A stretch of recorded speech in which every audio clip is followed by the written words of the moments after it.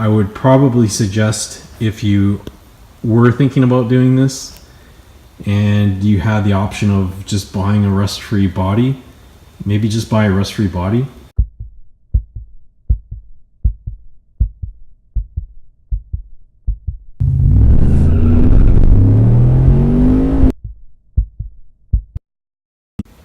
What's going on, YouTube?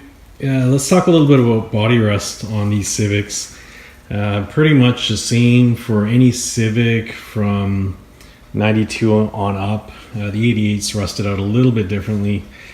88 to 91, that is. Integra's 94 and up rust the same way. Usually it starts here and then you get a little bit down here as well.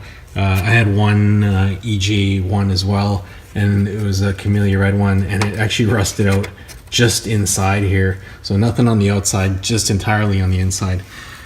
So what Honda did here from the factory, the only thing they really did to prevent rust was they put the body cavity wax, that yellow stuff that's sprayed in right there. That's the cavity wax. A whole lot here, and then along the front side there's a bunch underneath. Condensation does form on the inside of the sheet metal here, and then it'll pool on the bottom here and lead to rust out. The other thing that can happen here is if you have a sunroof, this tube can come out of that black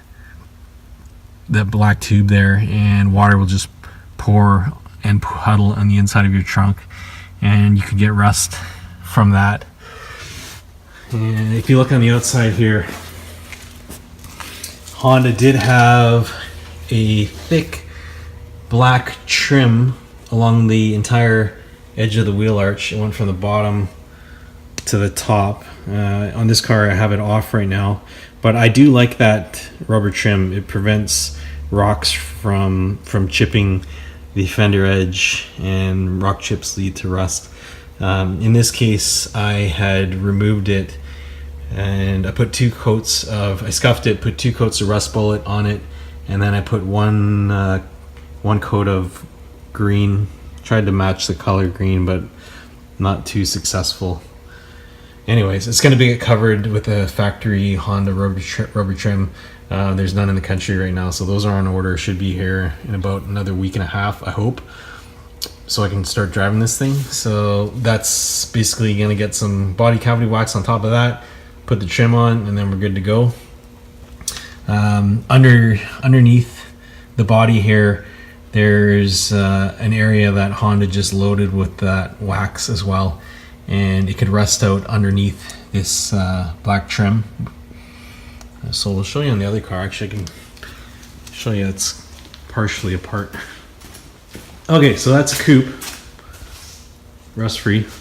And here's my hatchback. This is 1 year newer. It's got about 200,000 miles on it, I'd say.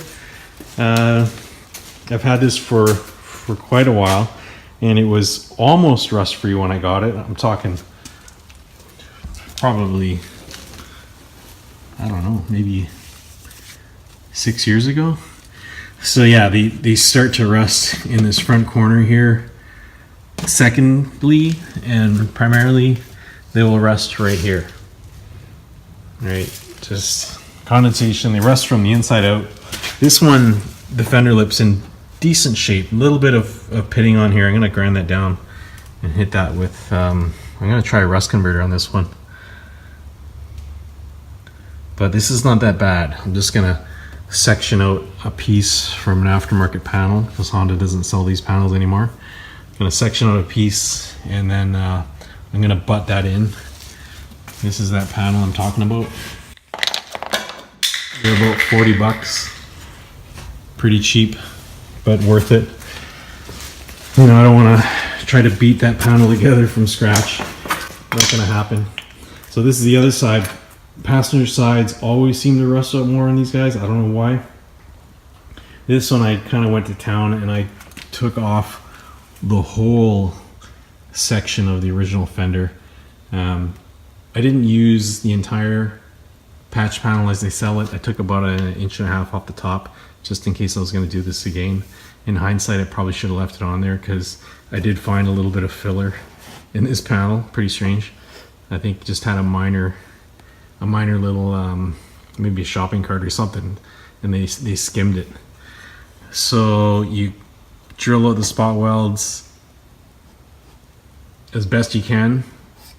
If you have one of these inline power files, it works pretty good for grinding spot welds. This is an electric one.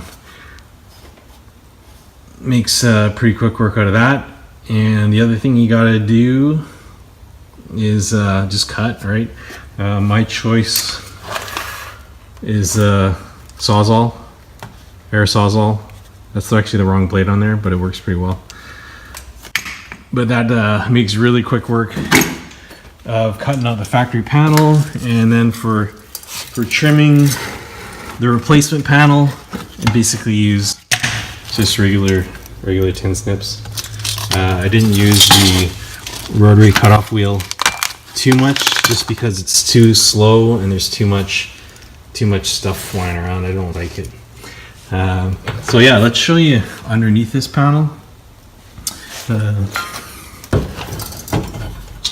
It's kind of at the point where I'm gonna burn it in. I'm just, took me a little while to get happy with what's going on here, but better to take your time and be happy with the fit than to just go all gung-ho and start burning it in and have it all wrong. So yeah, basically happy with how it fits now. I was able to leave one little section of the inner fender on here. The rest I had to cut out because it was just too far rusted. But I'm gonna hit this with all the areas that are gonna see weld, like this, and then this, the flanged part. That's the other thing. I used the flanger. This basically flanges the body, the thickness of the sheet metal, so you can overlap the panels, kind of like cheating, but it's going to be stronger. So I'm going to hit the exposed area that's going to see weld with the weld through primer. I'm going to have to do this area here as well. I'm going to hit this all with weld through primer. These are the factory spot welds that were drilled out. It's what's left of them. So I'm going to hit that with the weld through primer. I've already pre-drilled my panel here in a couple sections, so I'm going to weld it through those holes there just to get some strength.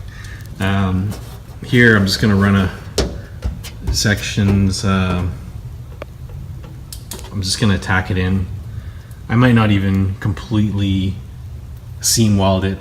I might just hit it with seam sealer on the back.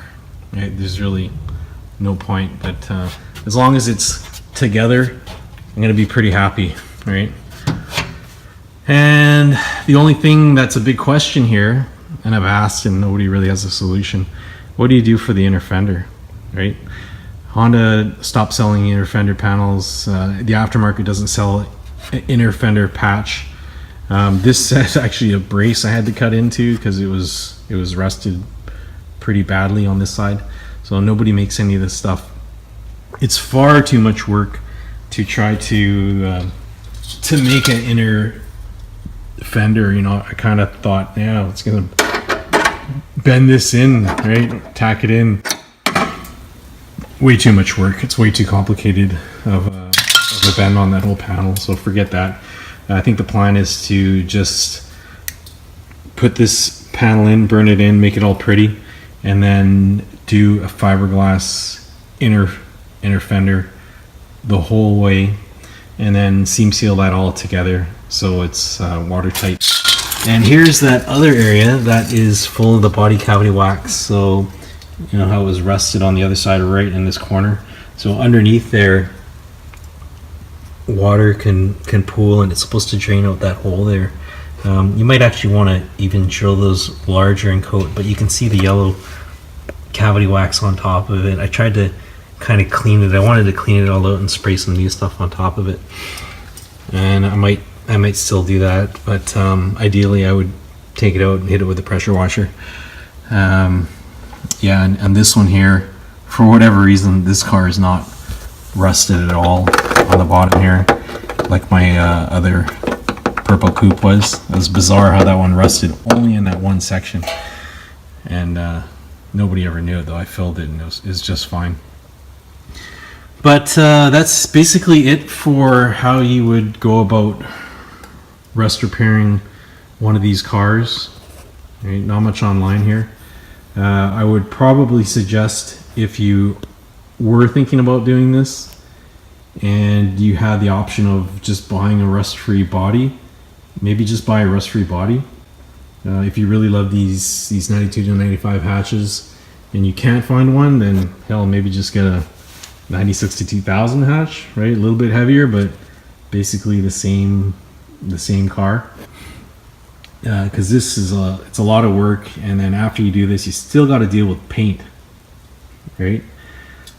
So just, you know, think about it. Think about your options and the time, and a little bit of money you're gonna have into it, but basically the time, which is, I'd say time is money, right? If you spend days on this, you could have been making money, right? You could have bought yourself another car, and that the amount of time you're wasting on this. But I've had this for a while, and this was my project that I never really did get around to building. All the parts from my old all-motor hatch, which got written off, are meant to go in this car. And as soon as I run the number, I ran 12s before, but as soon as I run 11s, I'm just gonna probably take the engine out, swap the pistons, and then turbo it or that other coupe over there. Because it's all about the turbo, and all motors way too loud. Way too loud. So yeah, hope that helped you in some way if you're considering doing some rust repair or rust prevention on one of these cars. Like, subscribe as always. Thanks for watching. Peace out.